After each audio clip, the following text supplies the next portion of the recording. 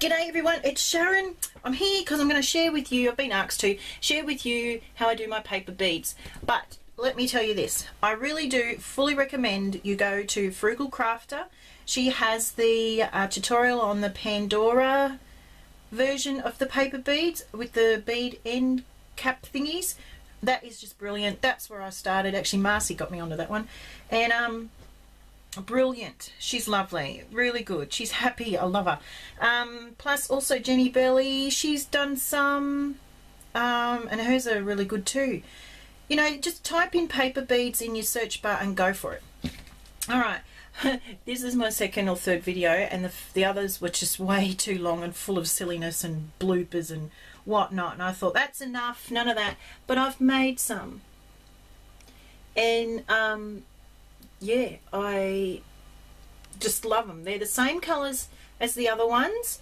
I didn't do the green because I found some of Sam's paper that we did, golly, way back yonder when I was a wee little YouTuber. And yeah, I think it's when I nearly we were doing these in the oven too to dry them out, and we caught some of the paper caught fire, and Sam thought that was just absolutely fantastic. He goes, "Do it again, Mum." No, son. So anyway, we're going to use, I used some of his. I'm going to use some of his to make the green ones. They're just gorgeous in green, so I don't have to spray them on. But I went and done some, like I said, and let's just get on with it. Alright, here is a long piece of art sketch paper that you get in your sketch pads. And go along one end.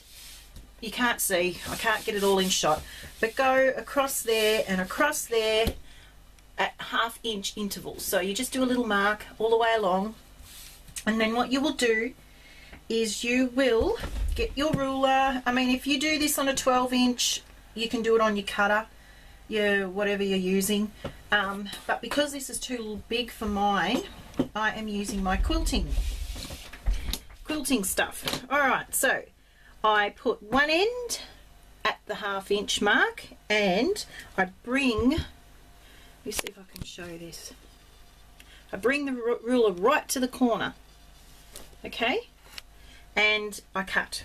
So I line up the corner at one end up to the half-inch mark at the other, and cut away.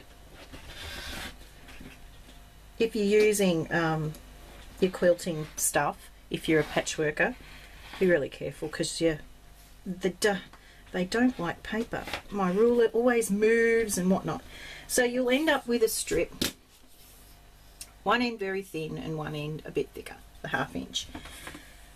What you can do is, which I'm not going to do because I like the beads shaped like this, okay? I like them.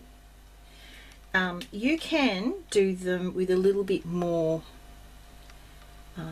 it's not really showing. Why have we got so much reflection? Just hang 10. Does that make any difference? Hang on, let me show you on here. I'm trying to make a point here. My brain's just about ready, just about fried. As you can see, this one here is like flatter and it has a wider edge, where this one hasn't. It's very much like this one. They're more rounded. They're the ones I like. I like the rounded. So that's what I'm aiming for. So you aim for the point at the other end. If you want them different shaped, just widen it, okay? Don't go to the point, just give it a bit of maybe a 1/4 of an inch.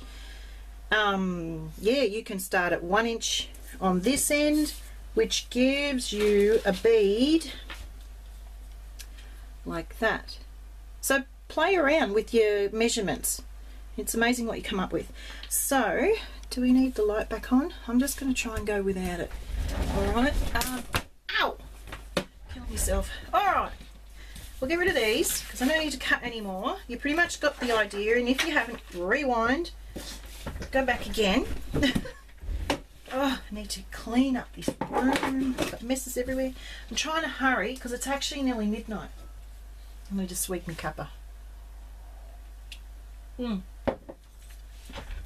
hello Amy, if you're having your morning cuppa, g'day.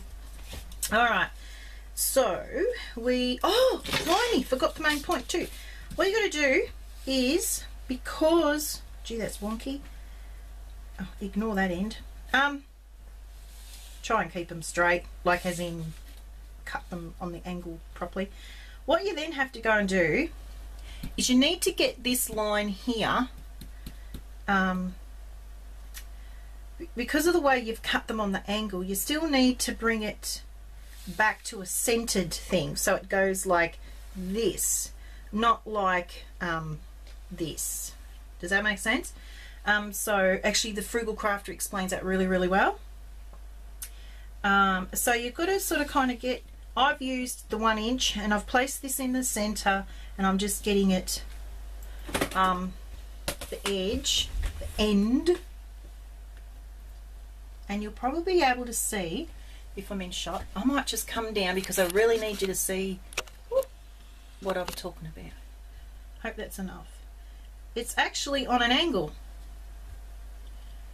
and that you need to get rid of. Okay, so now that can be wound, and when it goes, when you wind it, it centers up easier. It's not, because if you don't, it won't be centered, if that makes sense. Oh my goodness, I'm not really good at this sort of thing. Oh, anyway, so we shall wind. I am going to use glue. Some don't use glue, some do, and there's probably reasons for that. But anyway, so I just get it started.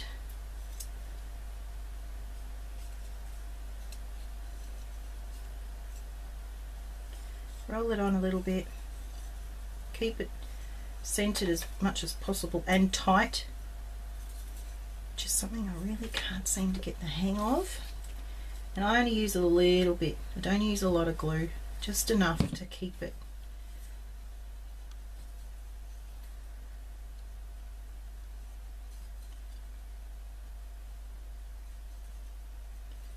It's actually a little bit fiddly, but once you get the hang of it. There's a lady, I don't know, I can't remember her name, but she does paper beads, like I think it's her business, and my goodness, like she does it out of junk mail and everything, and she has put out a tool for this and a little kit, and I actually am seriously thinking of getting it because it looks really handy. She's got a proper paper cutting machine that does wads of these, because she has a lot of people making her paper beads, all of it. So I presume she's manufacturing, but she has a home tool for the home user, which is a winder. And I actually also, in amongst my sticky beaking on YouTube, I found a little motor one, a battery operated or something, automatic paper bead winder. I didn't like it. I thought, oh, not really keen on that. It didn't seem to tighten them.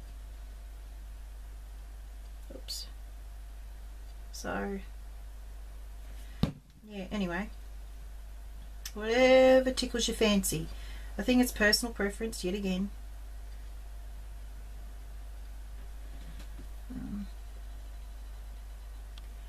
So also in the previous attempts at doing this in the video, my bloopers, I was using my quilting mat and I was using the hairdryer to dry these over my quilting mat. I should have known better.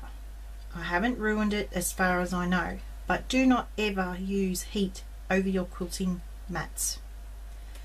There we go, because it will it'll make it bubble, and then your measurements can go out. And when you're quilting, even paper cutting I suppose, but specifically with quilting, you need accuracy. And when it comes to me quilting, it's got to be accurate. I get cranky if it's not. So there we go, we've wound it on. It's quite a, it's cute. So that's pretty much it, guys.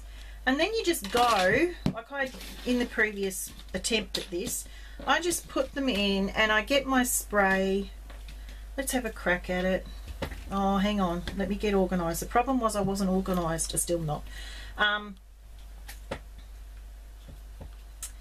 I just spray them and just roll them around in the ink and stuff. Really straightforward. But you don't even, these I've used the Liquitex over the top of them, and I just got a paintbrush and I just painted them with it. After you ink them and dry them, use your gloss. You might prefer something different to this. I recommend this, and I love it. I won't change from this unless someone else comes up with like a miracle. Yeah, I love it.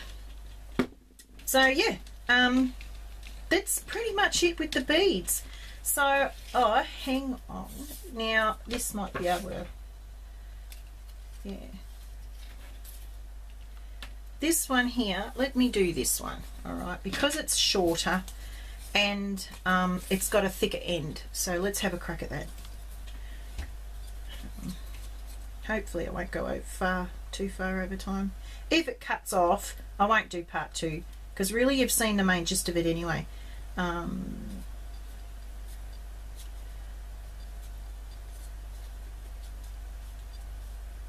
And I'm not gluing it because I have a horrible feeling I didn't do the end before. No. Let me see. Oh, hang on. Okay, we're back. Another reason why the previous videos got wiped is because we had so many interruptions. We had a friend turn up. He's been out shooting deer and yeah.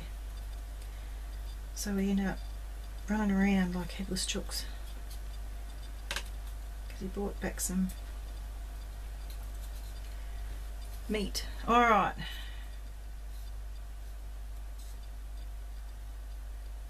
Oops, oops, oops, oops, oops. Got to make sure it stays centered.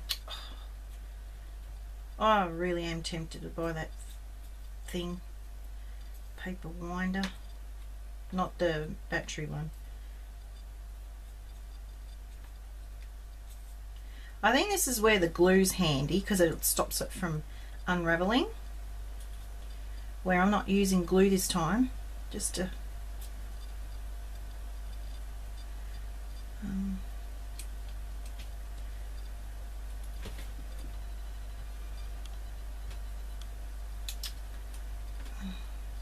try and keep it centered.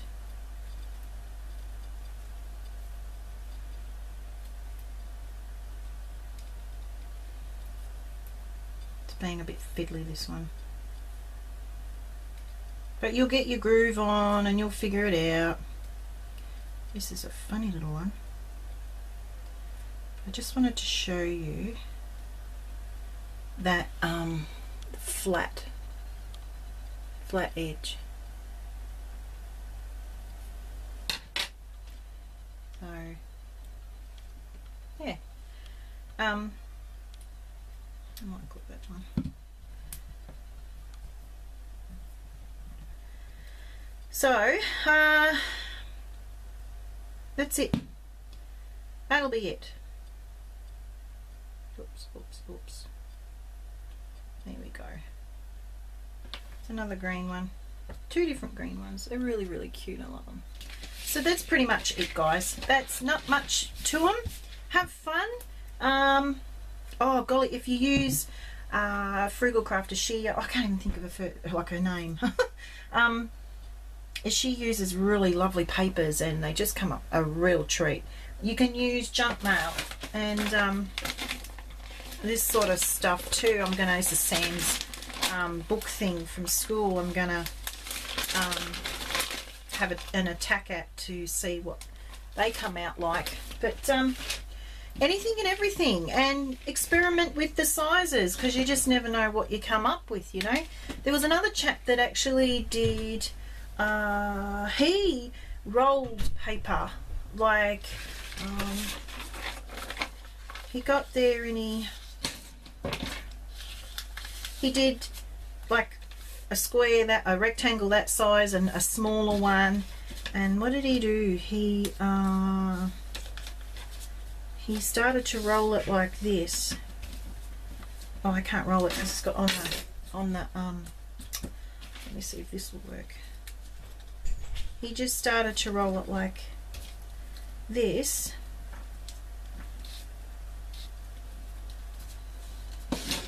And then when we'll keep doing it.